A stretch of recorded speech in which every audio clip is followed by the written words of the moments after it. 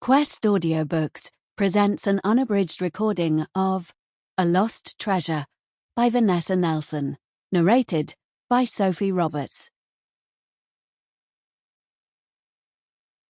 Chapter 1. Hallie breathed in the scent of cinnamon and apple and took a careful sip of the hot drink, letting the flavors linger in her mouth. The taste reminded her of a winter festival day, her face almost numb with cold, gloved hands wrapped around a mug of spiced tea, huddled into her warmest clothes, for once not minding the press of people around her as they helped keep the cold at bay while they all watched whatever entertainment was available. This evening, there were no acrobats or jugglers or street theatre players in sight, but the sky overhead was spectacular enough without any gaudy colours or exaggerated performances. Stars stood out in different shades of light against an inky black sky. She could trace patterns in the stars that she hadn't thought about for years.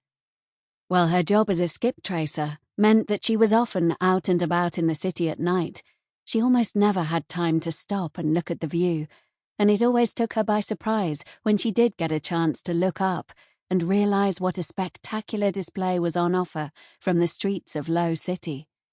The sight of all those stars was a little bit of magic, a glimpse of something extraordinary that would fade when the sun rose. The murmur of conversation around her reminded her she was not alone, and with some reluctance, she dragged her attention back from the overhead sky to the rooftop restaurant. She'd crossed a lot of rooftops over the past decade, chasing fugitives, but this was the first one where she'd sat down for a meal. By careful arrangement of potted plants and woven screens, the restaurant owners had managed to create the illusion of privacy for every table. The voices she could hear were muted, individual words impossible to make out, even with her sharp hearing. Like the other diners, Hallie and her roommate, Rosalia, were settled among giant cushions with woolen blankets available if they started to feel the night chill. Near the opening of the stairs which they'd used to access the roof, a pair of musicians were playing stringed instruments. The soft music blended in with the low conversations.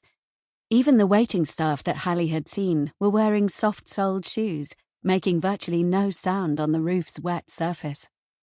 There were small candles in glass jars here and there on the ground, giving just enough light for a guest or waiter to find their way through the maze of tables. The whole effect made this the most peaceful place Hallie had been to in a long time. She could barely believe that there were at least 24 other people on the roof. Sample complete. Ready to continue?